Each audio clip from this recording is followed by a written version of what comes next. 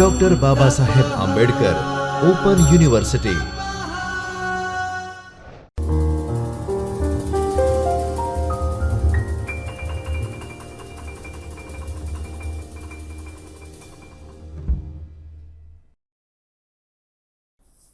નમસ્કાર વિદ્યાર્થી મિત્રો, ડૉક્ટર બાબા સાહેબ આંબેડકર ઓપન યુનિવર્સિટીના ચૈતન્ય સ્ટુડિયોમાંથી હું Rohit Parmar, assistant professor, department of library information science તરફથી આપ સર્વેનું હાર્દિક સ્વાગત કરું છું. આજે આપણે સાથે ઉપસ્થિત છે ડૉક્ટર ઉર્મિલા પી રાવત મેડમ, જેઓ હાલમાં ગુજરાત કોમર્સ કોલેજ અમદાવાદ ખાતે ગ્રંથપાલ તરીકે કાર્યરત છે. મેડમની વાત કરીએ તો મેડમ આ વિષયમાં 20 વર્ષથી વધુનો અનુભવ ધરાવે છે.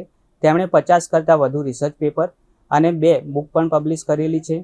મેડમના અનુભવની વાત કરીએ તો તેઓ ગુજરાતની પ્રતિષ્ઠિત યુનિવર્સિટી જેવી કે ગુજરાત યુનિવર્સિટી, ગુજરાત વિદ્યાપીઠ, રક્ષાશક્તિ યુનિવર્સિટીમાં મુલાકાતી વ્યાખ્યાતા તરીકે પોતાની સેવાઓ આપેલી છે અને ગુરુ ગોવિંદસિંહ યુનિવર્સિટીમાં પણ એક્સપર્ટ લેક્ચર આપી ચૂક્યા છે. તો મેડમને આજે હું વિનંતી કરીશ કે અમારા અભ્યાસક્રમ અંતર્ગત આવતા એકમ વિશે વિદ્યાર્થીઓને સરળ ભાષામાં સમજૂતી આપશે. નમસ્કાર. ડૉક્ટર બાબા સાહેબ આંબેડકર ઓપન યુનિવર્સિટીના જ્યોતિર્મય પરિસરમાં ચૈતન્ય સ્ટુડિયોમાં આપ સૌ વિદ્યાર્થીઓનું હાર્દિક સ્વાગત છે. હું doctor Urmila Rawat, librarian Gujarat commerce college, આપ સૌનું આ સત્રમાં સ્વાગત કરું છું. Doctor Baba Saheb Ambedkar open university દ્વારા જુદા જુદા કોર્સીસ ચલાવાય છે, જે અંતર્ગત લાઇબ્રેરી અને ઇન્ફોર્મેશન સાયન્સમાં માસ્ટર લેવલે જે કોર્સ ચાલે છે તેના પાર્ટ 2 બ્લોક 2 એમાં ઇન્ફરન્શિયલ સ્ટેટિસ્ટિક વિશે આજે આપણે સમજ મેળવીશું. તો ચાલો વિદ્યાર્થી મિત્રો આપણે સમજ મેળવીએ. સૌ પ્રથમ આઉટલાઇન જોઈએ તો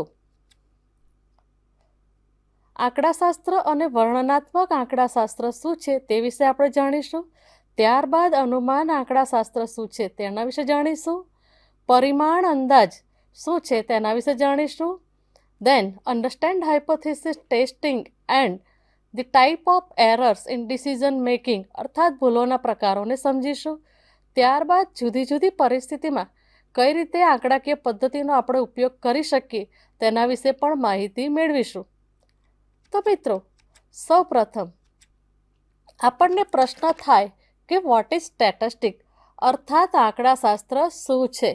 તો મિત્રો આંકડાશાસ્ત્ર એ મૂળભૂત બેઝિકલી મેથેમેટિક્સ સાયન્સનો એક પ્રકાર છે, એક બ્રાન્ચ છે. અને statistic is the study of the collection, analysis, interpretation, presentation and organisation of the data અર્થાત આંકડાશાસ્ત્ર એ ડેટાના સંગ્રહ, વિશ્લેષણ, અર્થઘટન અને પ્રસ્તુતિના સંગઠનનો અભ્યાસ છે.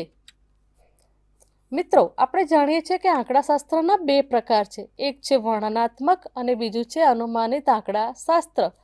તો ચાલો મિત્રો સૌ પ્રથમ આપણે જોઈશું કે વર્ણનાત્મક આંકડાશાસ્ત્ર એ શું છે. વર્ણનાત્મક અને અનુમાનિત આંકડાશાસ્ત્ર વિશેનો આપણે તફાવત જોઈશું. તો વર્ણનાત્મક આંકડાશાસ્ત્ર એ મિત્રો આપણે જે રિસર્ચમાં એટલે કે સંશોધનમાં આપણે જે માહિતી એકત્ર કરીએ છીએ અને આ માહિતીને એકત્ર કર્યા બાદ તેનું આપણે એનાલિસિસ કરીએ છીએ. તો આ એનાલિસિસમાં માહિતીને એકત્ર કર્યા બાદ એની જે લાક્ષણિકતાઓને આધારે આપણે જે વર્ણન કરીએ છીએ અથવા એને જે ડિફાઇન કરીએ છીએ તે છે વર્ણનાત્મક આંકડાશાસ્ત્ર. જ્યારે બીજું છે અનુમાનિત આંકડાશાસ્ત્ર. અનુમાનિત આંકડાશાસ્ત્ર એ નમૂનાના ડેટાને આધારે મોટા સેટ વિશે આપણને આગાહીઓ કરવા અથવા સામાન્યકરણ કરવા માટે ધ્યાન કેન્દ્રિત કરે છે. ટૂંકમાં મિત્રો આપણે કહીએ તો વર્ણનાત્મક આંકડાશાસ્ત્ર એ આપણે જે માહિતી એકત્ર કરી છે તે માહિતીનું ડિસ્ક્રાઇબ કરે છે, એટલે કે ડેટાઓનું વર્ણન કરે છે. જ્યારે અનુમાનિત આંકડાશાસ્ત્ર તે આપણે જે ડેટા કલેક્ટ કર્યો છે એ ડેટાને આધારે આપણે તેનું શું પ્રિડિક્શન કરીએ છીએ અથવા શું ધારણાઓ કરીએ છીએ અથવા આપણે જે ડેટાઓ કલેક્ટ કર્યા છે એ ડેટાને આધારે રિસર્ચનું ફોકસ શું હશે અથવા એનું પરિણામ શું હશે એના વિશે આપણે ધારણાઓ કરીએ છીએ. ત્યારબાદ મિત્રો આપણે જોઈએ તો વર્ણનાત્મક આંકડાશાસ્ત્ર શું છે. તો બેઝિકલી વર્ણનાત્મક આંકડાશાસ્ત્ર એ 4 ડિફાઇન કરે છે, 4 પ્રકારે જુદું પડે છે. પહેલું છે આવર્તનના માપદંડ, અર્થાત આપણે જે ડેટા કલેક્ટ કર્યો છે તેનું ગણતરી બતાવે છે, પર્સન્ટેજ બતાવે છે, ફ્રિકવન્સી બતાવે છે. બીજું છે મેઝર્સ ઓફ સેન્ટ્રલ ટેન્ડન્સી, અર્થાત કેન્દ્રીય વલણ દર્શાવે છે. મીન્સ આપણે જે ડેટા કલેક્ટ કર્યો છે તેનો મીન, મીડિયન અને મોડ શું છે તે દર્શાવે છે. ત્યારબાદ ત્રીજું છે મેઝર્સ ઓફ ડિસ્પરેશન એન્ડ વેરિએશન, અર્થાત આપણે જે ડેટા કલેક્ટ કર્યો છે તેમાં જુદા જુદા કયા પ્રકારે અલગ પડે છે, રેન્જ વાઇઝ, વેરિયન્સ વાઇઝ અથવા સ્ટાન્ડર્ડ ડેવિએશન વાઇઝ. ચોથું છે મિત્રો મેઝર્સ ઓફ પોઝિશન, અર્થાત આપણા ડેટાનો જે કલેક્શન કર્યું છે અને એની આગળ આપણે ગણતરી કરી છે તો તે ડેટાને આધારે તેની સ્થિતિ કયા રેન્જમાં હશે અથવા તેનો પર્સન્ટાઇલ રેન્ક શું છે, ક્વોર્ટાઇલ શું છે અથવા સ્ટાન્ડર્ડ સ્કોર શું છે, તે બધી માહિતી આપણને વર્ણનાત્મક આંકડાશાસ્ત્રમાં જોવા મળે છે. હવે મિત્રો આપણે જોઈશું કે અનુમાનિત આંકડાશાસ્ત્ર શું છે. તો અનુમાનિત આંકડાશાસ્ત્ર એ અનુમાન અથવા આગાહી કરવાનું એક શાસ્ત્ર છે અથવા એક પદ્ધતિ છે. મિત્રો આપણે જ્યારે પણ ડેટા કલેક્ટ કરીએ છીએ વિદ્યાર્થીઓ પાસેથી અથવા સમાજ પાસેથી જે માહિતી આપણે એકત્રિત કરીએ છીએ તો આ માહિતીને આપણે સીધી મૂકી શકતા નથી, પણ આ માહિતીને કેટલીક ગણતરીઓ કરીને તેના ઉપર તારણો મૂકી અને આપણે એને ડિફાઇન કરીએ છીએ કે આ મુદ્દાઓ લીધા અથવા આ રિસર્ચ આપણે કર્યું છે તેને આધારે આપણને શું ફલિત થયું છે અને આ ફલિત થયા પછી જે ધારણાઓ આપણે દર્શાવીએ છીએ અને જે અનુમાન કરીએ છીએ તેની ગણતરી કરવાનું એક વ્યવસ્થિત શાસ્ત્ર છે, એને આપણે અનુમાનિત આંકડાશાસ્ત્ર કહીએ છીએ. અર્થાત statistical inferences are crucial in drawing conclusion from the data. They help in making prediction, testing hypothesis and understanding the underlying pattern in data set. અર્થાત મિત્રો આંકડાકીય અનુમાનો ડેટામાંથી તારણો કાઢવામાં નિર્ણાયક છે. તેઓ આગાહીઓ કરવામાં, આપણે મિત્રો વાત કહી કે આપણે કોઈ પણ પરિણામ લઈએ છીએ તો એની આગાહી કરીએ છીએ, જે ડેટા કલેક્ટ કરીએ છીએ તેના આધારે આપણે આગાહી કરીએ છીએ. અર્થાત કે આગાહી કરવામાં, આપણે જે હાઇપોથેસિસ બાંધી છે તેનું પરીક્ષણ કરવામાં અને જે ડેટા સેટ છે તેને આપણે અંતર્ગત સમજી અને હાઇપોથેસિસ ટેસ્ટિંગના આધારે સમજવામાં મદદ કરે છે. અર્થાત આપણે જે નમૂનામાં સમાવિષ્ટ માહિતી છે તેના આધારે સમગ્રના લક્ષણો વિશે તારણો તારવવાની પ્રક્રિયા છે. અહીં મિત્રો કહેવાનો મતલબ એ છે કે આપણે જે માહિતી એકત્રિત કરી તે નમૂના પાસેથી માહિતી લીધી છે અને નમૂના પાસેથી જે માહિતી લીધી તેને આપણે સમગ્ર ઉપર ડિફાઇન કરીએ છીએ. તો ટૂંકમાં જે સમગ્ર વ્યાપ વિશ્વમાંથી આપણે માહિતી મેળવી છે તેને આપણે નમૂનામાંથી એકત્રિત કરેલી માહિતીને વ્યાપ વિશ્વમાં કઈ રીતના લાગુ પાડી શકીએ તે દર્શાવવાનું અહીંયા અનુમાન શાસ્ત્ર છે. તો મિત્રો હવે આપણને થાય કે અનુમાન શાસ્ત્ર શું છે. તો ઇન્ફરન્શિયલ techniques are the numerical techniques for making conclusions about a population based on the information obtained from a random sample drawn from the population. અર્થાત અનુમાનિત આંકડાશાસ્ત્ર એ સમષ્ટિમાંથી લેવામાં આવેલા રેન્ડમ નમૂનામાંથી મેળવેલ માહિતીને આધારે સમષ્ટિ વિશે તારણો કાઢવા માટેની સંખ્યાત્મક ટેકનિક છે.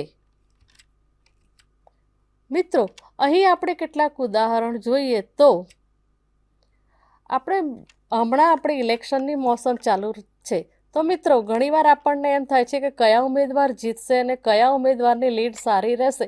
તો આ બધું ડિફાઇન કરવું હોય તો સમાજશાસ્ત્રમાં અથવા ન્યૂઝપેપર ચેનલોમાં પણ ઘણીવાર ઘણા બધા સંશોધનો થતા હોય છે અને મોબાઈલ સર્વે અથવા એફબીમાં અથવા એવા સર્વે થઈ અને એને આધારે આપણને રિઝલ્ટ બહાર પડતા હોય છે. તો આ રિઝલ્ટો આ જે પરિણામો મેળવવામાં આવે છે તે દરેક વ્યક્તિ પાસેથી માહિતી મેળવવામાં નથી આવતી, પણ કેટલાક પસંદગી અથવા સિલેક્ટેડ વ્યક્તિઓએ જે માહિતી ફીડ કરી હોય અથવા જે તારણો આપ્યા હોય તેના ઉપરથી આપણે અનુમાન કરીને કહીએ તો કયા ઉમેદવાર જીતશે અને કયા ઉમેદવારની લીડ સારી રહેશે, અથવા અમુક વિસ્તારમાં કયા ઉમેદવાર હારશે અથવા જીતશે. તો આ બધી જે માહિતી છે તે પોપ્યુલેશન સર્વે છે, અને આ સર્વેને આધારે આપણે અનુમાન કરી શકીએ છીએ. ત્યારબાદ બીજું એક ઉદાહરણ લઈએ તો મિત્રો, માર્કેટમાં જ્યારે કોઈ પણ નવી પ્રોડક્ટ લોન્ચ થાય, અથવા આપણે વાત કરીએ તો ગૃહિણીઓને બ્યુટી પ્રોડક્ટમાં ખાસ રસ હોય છે. તો ગૃહિણીઓના અંતર્ગત જ્યારે કોઈ બ્યુટી પ્રોડક્ટ લોન્ચ થાય ત્યારે બધી જ ગૃહિણીઓને ઘેર ઘેર જઈને કોઈ સર્વે કરવામાં આવતો નથી, પણ સર્વે પેપર મૂકીને અથવા ડેટા એફબીમાં અથવા ઇન્સ્ટા પર મૂકીને એનો પ્રતિભાવ મેળવવામાં આવે છે કે આ પ્રોડક્ટ માર્કેટમાં ચાલશે કે કેમ. તો આ જે ડેટા મેળવવામાં આવે છે એ ડેટા ઉપર ટ્રીટમેન્ટ કરી અને ત્યારબાદ કેટલાક અનુમાન કરવામાં આવે છે. ત્યારબાદ મિત્ર બીજું એક ઉદાહરણ જોઈએ તો, જ્યારે આપણે સંશોધન સાથે અને શિક્ષણ ક્ષેત્રે સંકળાયેલા છીએ, તો એઝ અ લાઇબ્રેરિયન આપણે જ્યારે એઝ અ ગ્રંથાલય શાસ્ત્રના વિદ્યાર્થી તરીકે જ્યારે આપણે વિદ્યાર્થીઓની વાંચન રુચિ અને સોશિયલ મીડિયાના પ્રભાવનો અભ્યાસ કરીએ, તો આપણે દરેક વિદ્યાર્થીઓને પ્રશ્નાવલી આપીને માહિતી મેળવતા નથી, પરંતુ અમુક સિલેક્ટેડ વિસ્તારો અને અમુક સિલેક્ટેડ સ્કૂલ અથવા યુનિવર્સિટીમાંથી જ પસંદ કરેલ પાત્રોને આપણે માહિતી ફીડ કરાવીએ છીએ, અને માહિતી ફીડ કર્યા બાદ તેના જે પ્રતિભાવ આવે તેના ઉપરથી આપણે તારણો કાઢીએ છીએ. અને આ રિઝલ્ટ મળ્યા બાદ જે આપણે તારણો કાઢીએ તેના ઉપરથી આપણે જે અનુમાન અથવા ફલિતાર્થ કરીએ, તો આ એક ઉદાહરણ છે. અને એના આધારે આપણે કહીએ કે સોશિયલ મીડિયાના પ્રભાવને કારણે વિદ્યાર્થીઓની વાંચન ટેવ પર પ્રભાવ પડે છે. તો આ પ્રમાણનું જ્યારે આપણે પ્રિડિક્શન અથવા વર્તન કહીએ અથવા પરિણામ લખીએ, તો આને આપણે અનુમાન કર્યું એમ કહી શકાય. મિત્રો, જ્યારે અનુમાન વિશેની આટલી વાત કરી, તો આપણને સ્વાભાવિકપણે જ થાય કે સ્ટેટિસ્ટિકલ ઇન્ફરન્સીસ અને એનું ડેટા એનાલિસિસમાં શું મહત્ત્વ છે. તો એક બાદ એક આપણે એના મહત્ત્વને જોઈશું. પ્રથમ છે ડિસિઝન મેકિંગ, અર્થાત વિદ્યાર્થીઓ આપણે જે પણ ડેટા એનાલિસિસ કરીએ છીએ, સંશોધનના તારણો કાઢીએ છીએ, અને એમાં સ્ટેટિસ્ટિકલ ઇન્ફરન્સીસ એટલે કે અનુમાનશાસ્ત્રનો જ્યારે ઉપયોગ કરીએ છીએ, તો તે ડિસિઝન મેકિંગ એટલે કે નિર્ણયો લેવામાં મદદ કરે છે. તો વિદ્યાર્થી મિત્રો, આપણે આને એમ કહી શકીએ કે આપણે જે પણ માહિતી ફીડ કરી છે અથવા એના આધારે આપણે જે તારણો કરીએ છીએ, તે ફક્ત આપણા અંતર્જ્ઞાન ઉપર નહીં, પરંતુ ચોક્કસ ડેટા એકત્ર કરી અને આ ડેટાઓને પુરાવાઓને આધારે કેટલીક હાઇપોથેસિસ ટેસ્ટિંગ કરી અને ત્યારબાદ એનું જે રિઝલ્ટ આવે તેનાથી આપણે ચોક્કસ માહિતગાર નિર્ણયો લઈ શકીએ છીએ. તો અહીંયા આપણને ડિસિઝન મેકિંગમાં પણ મદદ કરે છે. ત્યારબાદ બીજો મુદ્દો છે ક્વોલિટી કંટ્રોલ, અર્થાત આપણે જે માહિતી મેળવીએ છીએ તે આપણે રેન્ડમલી મૂકી શકતા નથી, પણ આ માહિતીમાંથી આપણે ચોક્કસ તારણો કાઢીએ છીએ, અને આ તારણો ગુણવત્તાયુક્ત હોય છે, તેની વિશ્વસનીયતા નક્કી કરી છે, અને એને આધારે જ આપણે માહિતી મૂકી છે. તેથી અહીં સ્ટેટિસ્ટિકલ ઇન્ફરન્સ આપણને ક્વોલિટી કંટ્રોલમાં પણ મદદ કરે છે. ત્યારબાદ ત્રીજો મુદ્દો છે પ્રોબ્લેમ સોલ્વિંગ, અર્થાત આપણે જે સમસ્યાઓ સમાજમાં, રાજકીય ક્ષેત્રે, આર્થિક ક્ષેત્રે અથવા કોઈ પણ ક્ષેત્રમાં વ્યક્તિગત ક્ષેત્રે પણ જો સમસ્યાઓ આવતી હોય, તો આ સમસ્યાઓને નિવારવા માટે કયા પગલાં લઈ શકીશું, અથવા એવી કઈ બાબતો છે જે આપણને પ્રોબ્લેમ સોલ્વિંગમાં મદદ કરે છે. તો આ દરેક બાબતો માટે આંકડાશાસ્ત્રીય અનુમાન આપણને ઉપયોગી થઈ પડે છે. ત્યારબાદ વિદ્યાર્થી મિત્રો, અનુમાન વિશે આપણે આટલી માહિતી મેળવી, તો સ્વાભાવિક છે કે તમને થશે કે અનુમાનના કેટલા પ્રકાર છે. તો અહીં જોઈએ તો પહેલું છે સ્ટેટિસ્ટિકલ એસ્ટિમેશન, અર્થાત આંકડાકીય અંદાજ. તો પહેલો પ્રકાર છે આંકડાકીય અંદાજ, અને એના પણ બે પ્રકાર પડે છે. એક છે પોઈન્ટ એસ્ટિમેશન એટલે કે બિંદુ આકલન, અને બીજું છે ઇન્ટરવલ એસ્ટિમેશન એટલે કે અંતરાલ આકલન.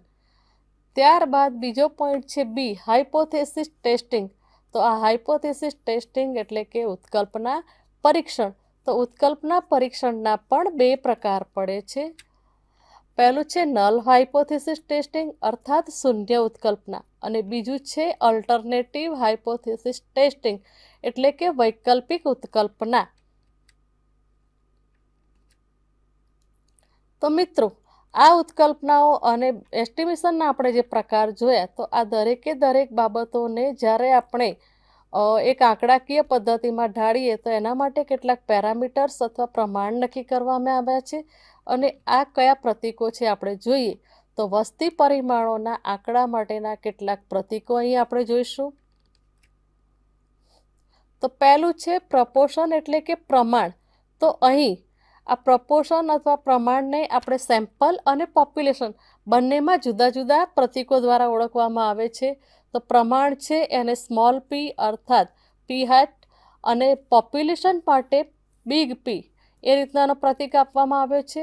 ત્યારબાદ મીન એટલે કે સરેરાશ, તો મીનને એક્સ બારથી ઓળખવામાં આવે છે નમૂના માટે, જ્યારે પોપ્યુલેશન માટે ગ્રીક લેટર એમ્બ્યુથી ઓળખવામાં આવે છે. સ્ટાન્ડર્ડ ડિવિએશન એને માટે લેટિન અક્ષર એસ, જ્યારે પોપ્યુલેશન માટે ગ્રીક લેટર સિગ્મા નક્કી કરવામાં આવ્યો છે. વેરિયન્સ માટે જોઈએ તો S2નો ઉપયોગ સેમ્પલ માટે કરવામાં આવે છે, જ્યારે પોપ્યુલેશન માટે સિગ્મા 2નો ઉપયોગ કરવામાં આવે છે. હવે મિત્રો, આંકડાકીય અંદાજ એટલે કે સ્ટેટિસ્ટિકલ એસ્ટિમેશન શું છે?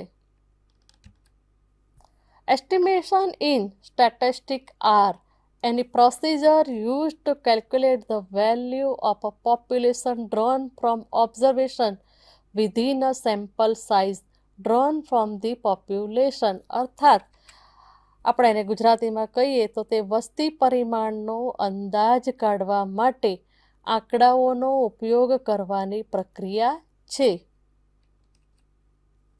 મિત્રો, આપણે રોજબરોજના વ્યવહારમાં અનેક પ્રક્રિયાઓ અથવા પરિસ્થિતિ એવી જોવા મળતી હોય જ્યારે આપણે નિર્ણય લેવાનો થાય, અને આ નિર્ણય લેવાનો હોય ત્યારે કોઈ એવી વસ્તુ છે કે જેને આધારે આપણે માહિતી મેળવીએ છીએ, અને એ માહિતીને આધારે આપણે આગણક અથવા અટકળ કરતા હોઈએ છીએ કે આની કિંમત બજારમાં શું હોય છે.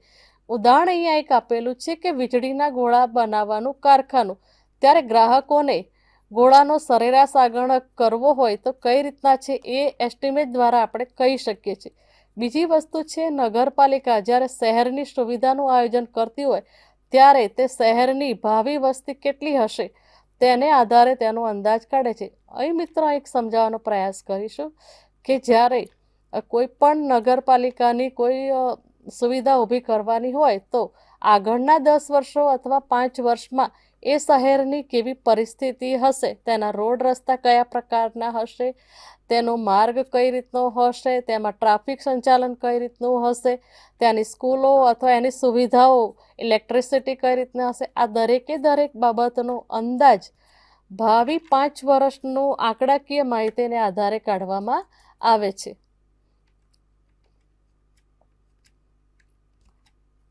હવે મિત્રો, આપણે જે આંકડાકીય અંદાજની વાત કરી તો એના પણ 2 પ્રકાર છે. પહેલું છે પોઈન્ટ એસ્ટિમેટ અર્થાત બિંદુ આકલન. તો બિંદુ આકલન એક એવી વસ્તુ છે કે કોઈ ચોક્કસ મુદ્દો અથવા કોઈ એક ચોક્કસ આંકડો આપે છે, અને આ જે આંકડો આપે છે તેનાથી વધારે પણ નહીં અને ઓછો પણ નહીં. તો point estimate is a single value estimate of a parameter. For instance, a sample mean is points estimate of a population mean. અર્થાત એ કહેવાનો મતલબ એ થાય છે કે બિંદુ આકલન એ પરિમાણનો એક મૂલ્ય અંદાજ છે. દાખલા તરીકે નમૂનાનો સરેરાશ એ વસ્તીના સરેરાશ બિંદુ આકલન છે, જ્યાં વસ્તી પરિમાણનો અંદાજ એક નંબર દ્વારા આપવામાં આવે છે. અહીં મિત્રો કહેવાનો મતલબ એ છે કે ધારો કે આપણે વિચારીએ કે ધોરણ 8ના વિદ્યાર્થીઓની અનુકૂલન પરિસ્થિતિ કઈ રીતની હશે, કે ગણિત વિષયમાં તેમની અનુકૂલન પરિસ્થિતિ કઈ હશે તેને આધારે આપણે માહિતી મેળવી અને 60 વિદ્યાર્થીઓનો આપણે નમૂનો લીધો હોય અથવા 100 વિદ્યાર્થીઓનો નમૂનો લીધો હોય અને એનું જ્યારે પરિણામ મેળવી અને એની સરેરાશ ધારો કે 60 આવે તો એ ચોક્કસ પોઈન્ટ બતાવે છે અને એને આપણે બિંદુ આકલન કહીએ છીએ. અહીં વિદ્યાર્થીઓની પરિસ્થિતિ 60થી વધારે પણ નહીં અને 60થી ઓછી પણ નહીં. તો આ એક ચોક્કસ નમૂનાનું એક મૂલ્ય દર્શાવે છે, પોઈન્ટ કરે છે, તમને નિર્દેશ કરે છે અને એટલે તેને બિંદુ આકલન કહેવામાં આવે છે.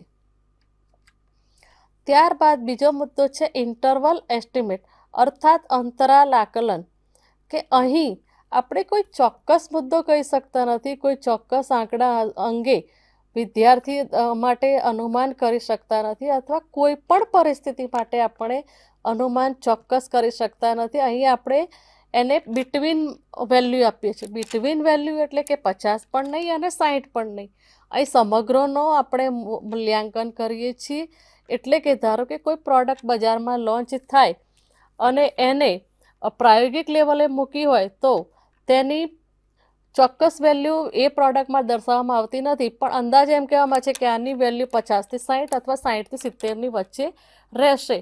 ચોક્કસ વેલ્યુ જ્યારે આવે તો એને પોઈન્ટ એસ્ટિમેટ કહેવાય અને જ્યારે એને કોઈ ઇન્ટરવલમાં એટલે કે આટલેથી આટલી અર્થાત 50થી 60 અથવા 100થી 150 એ રીતનો કોઈ ચોક્કસ અંદાજ આપવામાં આવે, ઇન્ટરવલ આપવામાં આવે તો એને આપણે ઇન્ટરવલ એસ્ટિમેટ કહીએ છીએ. An interval estimate gives you a range of values where the parameter is expected to lie. A confidence interval is the most common type of interval estimate. મિત્રો, એ કહેવાનો મતલબ એટલો છે કે અંતરાલ આકલન તમને મૂલ્યોની શ્રેણી આપે છે જ્યાં પરિણામ સત્ય હોવાની અપેક્ષા છે.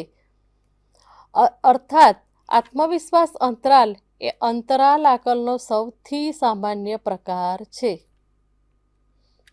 મિત્રો, હવે અહીંયા આપણે એક ઉદાહરણ દ્વારા માહિતી મેળવીશું.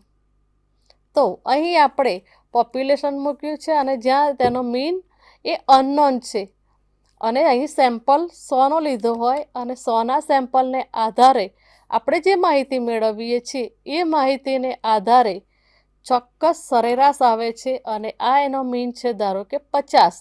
જો અહીંયા 50નો આંકડો દર્શાવે છે તો એ પોઈન્ટ એસ્ટિમેટ છે, પરંતુ જ્યારે એની વેલ્યુ કોઈ બે વ્યક્તિઓની વચ્ચે મૂકવામાં આવે અથવા બે મૂલ્યોની વચ્ચે દર્શાવવામાં આવે તો એ ઇન્ટરવલ એસ્ટિમેટ છે. તો અહીં આપણે કોઈ ચોક્કસ આંકડો મૂકી શકતા નથી, કોઈ ચોક્કસ સંખ્યા દર્શાવી શકતા નથી, પરંતુ 50%થી ઉપર બી હોઈ શકે, 60%થી નીચે પણ હોઈ શકે અને 60%થી વધારે બી હોઈ શકે. તો અહીંયા આપણે એ વસ્તુ અંગે 95% વિશ્વાસ ધરાવીએ છીએ અને આ 95% કોન્ફિડન્સ એ બિટવીન 40 અને 60ની વચ્ચે રહે છે. તો એને આપણે ઇન્ટરવલ એસ્ટિમેટ કહીએ છીએ. ત્યારબાદ મિત્રો આપણે જોઈશું કોન્ફિડન્સ ઇન્ટરવલ એટલે કે વિશ્વાસ અંતરાલ. આ એક એવો અંતરાલ છે જે ડેટાને આધારે ગણવામાં આવે છે, તેને વિશ્વાસ અંતરાલ કહેવામાં આવે છે.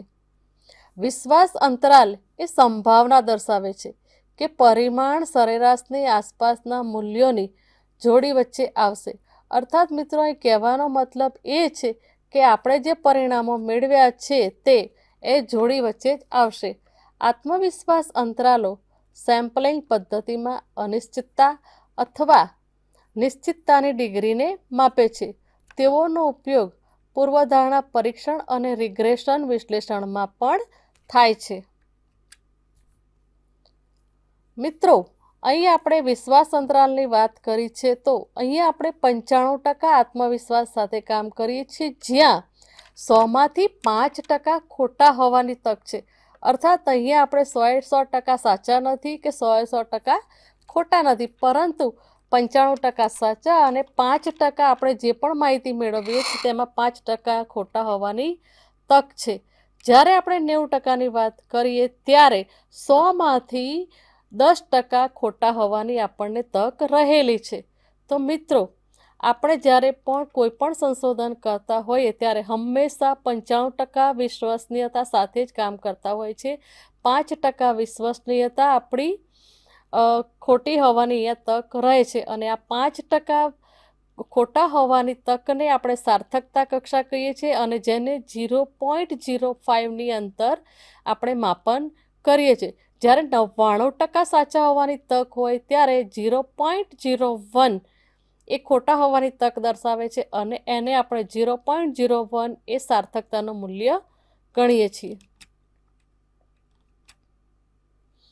તો મિત્રો, અહીંયા આપણે જ્યારે 95% સાચા હોવાની વાત કરી અને કોન્ફિડન્સ ઇન્ટરવલ કહીએ તો આ એક કર્વ દ્વારા દર્શાવવામાં આવે છે અને આ કર્વ છે એ સમધારણ વક્ર કહેવાય છે અને જેમાં બંને બાજુ 95% સાચા હોવાની તક દર્શાવી છે. જે 5% છે એ બંને સાઈડ દર્શાવે છે અપર લિમિટ અને લોઅર લિમિટ. તો આને આપણે સમધારણ વક્ર કહીએ છીએ અને રેડ લાઇનમાં જે દર્શાવ્યું છે તે ઘંટાકારણ વક્ર, એટલે સામાન્ય પરિસ્થિતિમાં આપણો જે અંતરાલ છે તે આ રીતનો જોવા મળશે.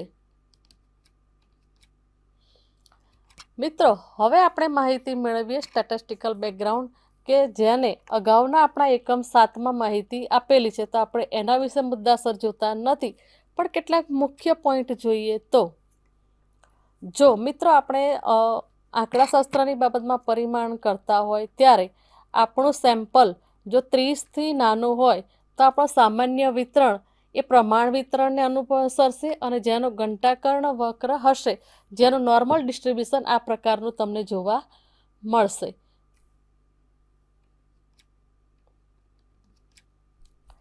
હવે પ્રશ્ન થાય મિત્રો કે આટલી બધી માહિતી મેળવી તો આપણે આમાંથી કઈ પરિસ્થિતિમાં કયા પ્રકારની આપણે આંકડાકીય પદ્ધતિનો ઉપયોગ કરીશું તેના માટે કેટલાક માર્ગદર્શક પરિબળો એ દર્શાવેલા છે. તો જ્યારે આપણે કોઈ પણ પદ્ધતિનો આંકડાકીય પદ્ધતિનો ઉપયોગ કરવાનો હોય ત્યારે પ્રશ્ન પહેલો પૂછવાનો કે આપણે જે નમૂનો લીધો છે તે અથવા એનું પોપ્યુલેશન જે છે સમષ્ટિ છે સામાન્ય છે કે અસામાન્ય. બીજો પ્રશ્ન પૂછવાનો કે આપણે જે નિદર્શ લીધો છે તે નાનો છે કે મોટો. અને ત્રીજો પ્રશ્ન છે કે આપણે જે સમષ્ટિ લીધી છે તેનું વિચરણ આપણાથી જ્ઞાત છે અથવા અજ્ઞાત છે. તો આ બધી પરિસ્થિતિનું મૂલ્યાંકન કર્યા બાદ જ આપણે આંકડાકીય પદ્ધતિનો ઉપયોગ કરી શકીએ છીએ. એના પહેલાં આપણે કોઈ પણ આંકડાકીય પદ્ધતિ ડિફાઇન કરી શકતા નથી. તો જ્યારે આપણો હેતુ નિદર્શનું માપન કરવાનું હોય ત્યારે આપણે નિદર્શના જ્ઞાત વિચરણથી શરૂઆત કરવી જોઈએ. મિત્રો, આંકડાકીય પદ્ધતિઓ આપણે ડિફાઇન કરતા હોય ત્યારે આંકડાકીય પદ્ધતિના બે પ્રકાર છે, પ્રાચલીય પદ્ધતિ અને બિન પ્રાચલીય પદ્ધતિ.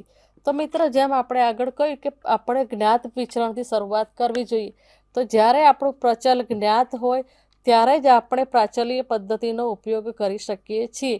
જ્યારે આપણું ન હોય જ્ઞાત વિચરણ તો આપણે બિન પ્રાચલીય પદ્ધતિનો ઉપયોગ કરીએ છીએ. મિત્રો, અહીંયા આપણે એક ડ્રો દ્વારા સમજીએ કે સમષ્ટિ છે, એક બાજુ સમષ્ટિ છે તો સમષ્ટિ સામાન્ય અને અસામાન્ય.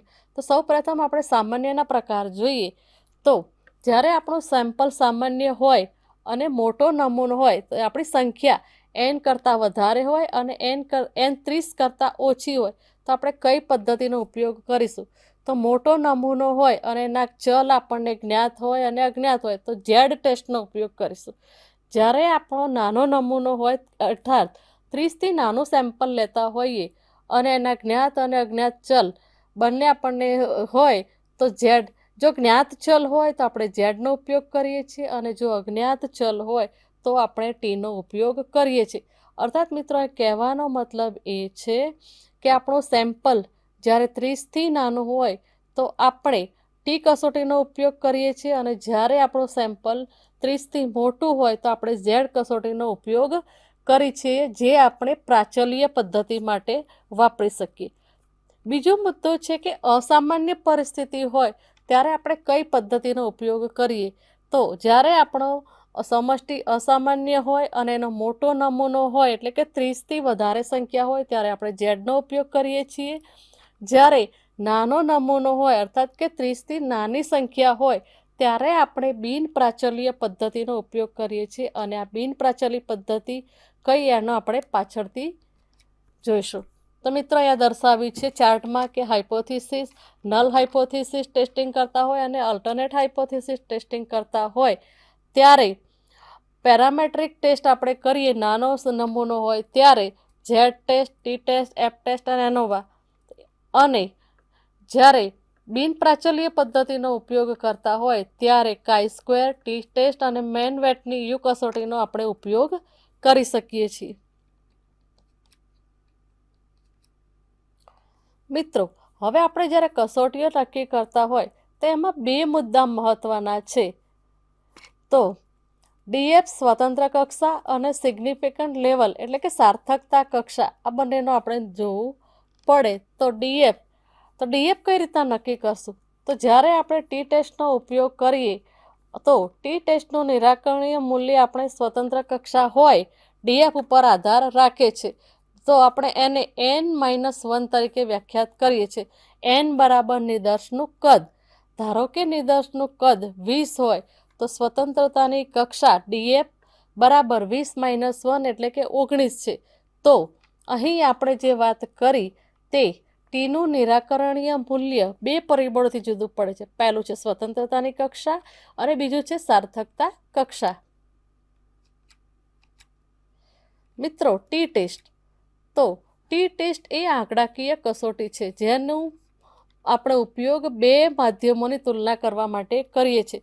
તો ઘણીવાર ઉત્કલ્પના પરીક્ષણમાં શું પ્રક્રિયા આપણે કરીએ છીએ અને જે આપણે સારવાર આપી છે યોગ્ય છે કે કેમ, આપણે જે વસ્તી પર એને ટ્રીટમેન્ટ કરી છે તેના પર અસર કરે છે કે કેમ, અલગ પડે છે કે કેમ, એ દર્શાવવું હોય ત્યારે આપણે ટી ટેસ્ટનો ઉપયોગ કરીએ છીએ. તો ત્યારબાદ બીજું છે ઝેડ સ્કોર. ઝેડ સ્કોરનો ઉપયોગ આપણે 30થી વધારે નમૂનો હોય ત્યારે કરીએ છીએ. Z score tells the number of standard deviation of value is from the mean of a given distribution. Negative Z score indicate the value lies below the mean. Positive Z scores indicate the value lies above the mean. અર્થાત અહીં કહેવાનો મતલબ એ છે કે Z score તમને આપેલ વિતરણના સરેરાશ મૂલ્યના પ્રમાણભૂત વિચલનોની સંખ્યા જણાવે છે. નકારાત્મક ઝેડ સ્કોર સૂચવે છે કે મૂલ્ય સરેરાશની નીચે આવેલું છે અને હકારાત્મક ઝેડ સ્કોર સૂચવે છે કે મૂલ્ય સરેરાશથી ઉપર છે. ઉદાહરણ તરીકે, જો તમારો ટેસ્ટ સ્કોર 190 છે અને ટેસ્ટમાં સરેરાશ MU 150 અને પ્રમાણભૂત વિચલન 25 છે તો અહીં આપણો સ્કોર કેટલો હશે? તો 190 - 150 ભાગ્યા 25 બરાબર 1.6. તો અહીંયા આપણે આ રીતનું સૂત્ર વાપરી શકીએ. Z score equal x - x bar divided by Q, where x બરાબર standard random variable, x bar means અને ક્યુ મીન્સ સ્ટાન્ડર્ડ ડેવિએશન. હવે અહીંયા મિત્રો આંકડા પરીક્ષણ માટે કેટલાક ક્રાંતિક મૂલ્યો આપેલા છે જેને સારણીમાં દર્શાવેલા હોય છે. તો જ્યારે 0.10ની સાર્થકતા હોય ત્યારે 1.65 અને જ્યારે 0.05ની સાર્થકતા હોય ત્યારે 1.96 અને 0.01નું મૂલ્ય હોય ત્યારે 2.58 આ એની સાર્થકતા કક્ષાએ મૂલ્ય હોઈ શકે. જો આનાથી ઓછા કે વધારે હોય ત્યારે આપણે પરીક્ષણને આધારે ઉત્કલ્પના સ્વીકાર કરવી કે નકારવી તે નક્કી કરીએ છીએ. એનોવા. જ્યારે 2થી વધારે મૂલ્ય હોય અથવા 2થી વધારે જૂથોના આપણે તફાવત નક્કી કરતા હોય ત્યારે એનોવા ટેસ્ટનો ઉપયોગ થાય છે અને આ કમ્પેરિઝન આપણે બિટવીન ધ ગ્રુપ અને વિધિન ધ ગ્રુપમાં કરી શકીએ છીએ. પ્રમાણભૂત ભૂલ એટલે કે standard error. Standard error A approximate standard deviation of a statistical sample population. The standard error describes the variation between the calculated mean of the population and one which is considered known or accepted as accurate. અર્થાત આંકડાકીય નમૂનાની વસ્તીનું અંદાજિત પ્રમાણભૂત વિચલન છે. પ્રમાણભૂત ભૂલ વસ્તીના ગણતરી કરેલ સરેરાશ વચ્ચેના તફાવતનું વર્ણન કરે છે અને જાણીતી અથવા સચોટ તરીકે સ્વીકારવામાં આવે છે. અહીં સ્ટાન્ડર્ડ એરર કેટલા પ્રકારે હોય તે જોઈએ તો સરાસરીની ભૂલ, મધ્યસ્થની ભૂલ, પ્રમાણ વિચલનની ભૂલ, ચતુર્થ વિચલનની ભૂલ, શતમાનની ભૂલ, કકુતતા અને વિરૂપતાની પ્રમાણ ભૂલ એ પ્રકારે આપણે દર્શાવી શકીએ. મિત્રો, આ ઉપરાંત કેટલીક આપણે વ્યક્તિગત ક્ષેત્રે પણ ભૂલો થઈ શકે છે, જેમ કે આપણે ડેટા એકત્રીકરણ કરીએ, આપણને જે પ્રતિનિધિ તરીકે આપણે કરીએ છીએ, ડેટા સેમ્પલ લઈએ છીએ, તો એમાં પણ સામેવાળા પ્રતિભાવ કઈ રીતના આપશે એમાં પણ આપણને ભૂલ થાય છે. આપણી વ્યક્તિગત ભૂલોને કારણે પણ ક્યારેક નમૂનામાં ફ્રેમ કરવામાં આપણને ભૂલો થાય, તો આ પ્રકારે આપણને નમૂનો એમાં પણ વધઘટ મળે છે. ત્યારબાદ બિન પ્રતિસાદ ભૂલ, કે આપણે વ્યક્તિને પ્રશ્નાવલી ભરવા આપી પણ સામેલાવાળા વ્યક્તિ જવાબ જ નથી આપતા, તો અહીં પણ આપણો પદ્ધતિસર તફાવત રહી જાય છે. માપન ભૂલ, એટલે કે આપણે શું માપવા માંગીએ છીએ અને આપણું રિઝલ્ટ શું આવે છે, તો અહીંયા પણ આપણા પૂર્વગ્રહો અને પરિવર્તનશીલતાને લીધે આપણા પરિણામમાં તફાવત જોવા મળે છે. હવે છે ઉત્કલ્પના પરીક્ષણ, એટલે કે હાઇપોથેસિસ ટેસ્ટિંગ.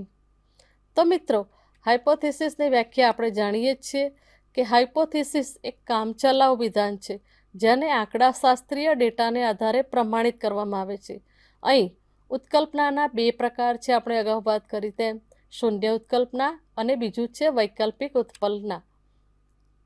આ ઉત્કલ્પનાને પરીક્ષણ કરવા માટેને કેટલાક તબક્કા છે તે જોઈએ તો સૌપ્રથમ આપણે ઉત્કલ્પના ડિફાઇન કરવી પડે, ત્યારબાદ એને શૂન્ય અથવા અલ્ટરનેટ એ પ્રમાણે ડિફાઇન કરવાની, ત્યારબાદ આલ્ફા સેટ કરવાનો, માહિતી એકત્રીકરણ કરવાની, માહિતી એકત્રિત કર્યા બાદ આપણે કઈ પદ્ધતિનો ઉપયોગ કરવાના છે તે ડિફાઇન કરવાનું, ત્યારબાદ આપણે જે પરિણામ મેળવ્યું છે એ પરિણામ આપણે સ્વીકાર કરીએ છીએ કે રિજેક્શન કરીએ છીએ તે ડિફાઇન કરવાનું, અને ડિફાઇન કર્યા બાદ આપણું વિધાન સાચું છે કે ખોટું એને આધારે આપણે ઉત્કલ્પનાને સ્વીકાર કર્યો કે નકારી છે, તેને આધારે આપણું ફાઇનલ જે કન્ક્લુઝન શું આવે છે તે નોટ કરવાનું.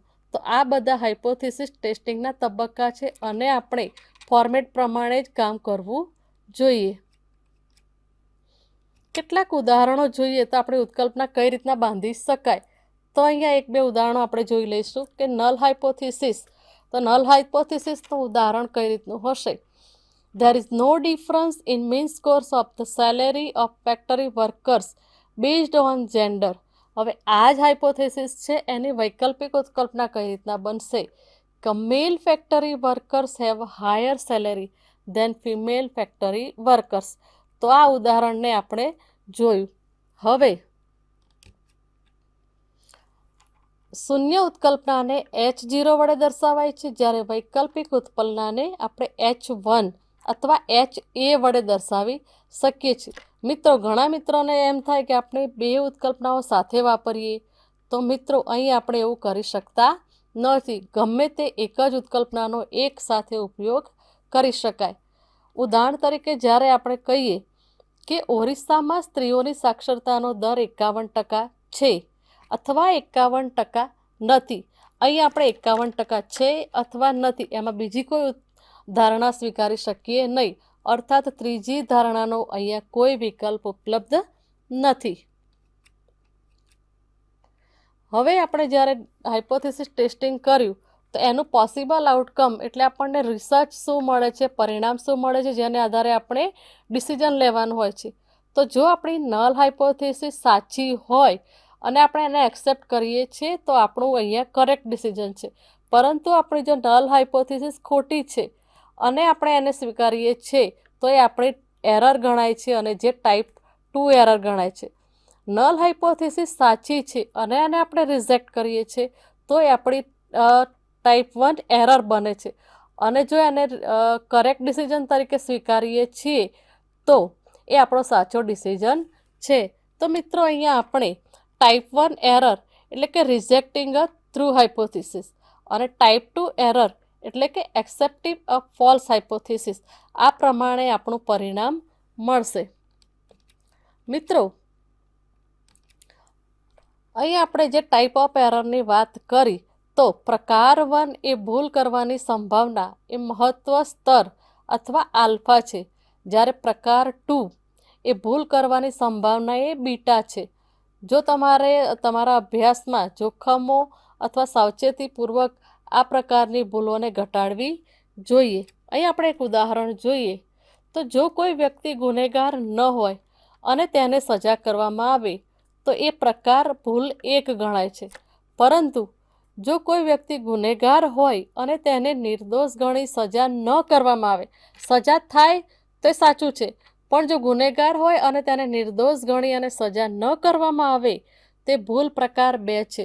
અહીં ભૂલ પ્રકાર 2 કરતાં ભૂલ પ્રકાર 1ને વધુ ગંભીર ગણવામાં આવે છે.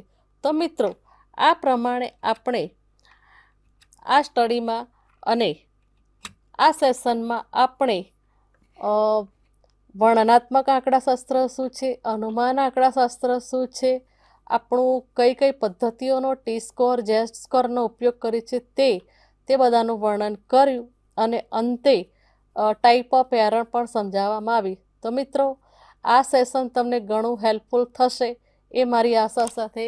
ધન્યવાદ. Thank you very much. स्वाध्यायः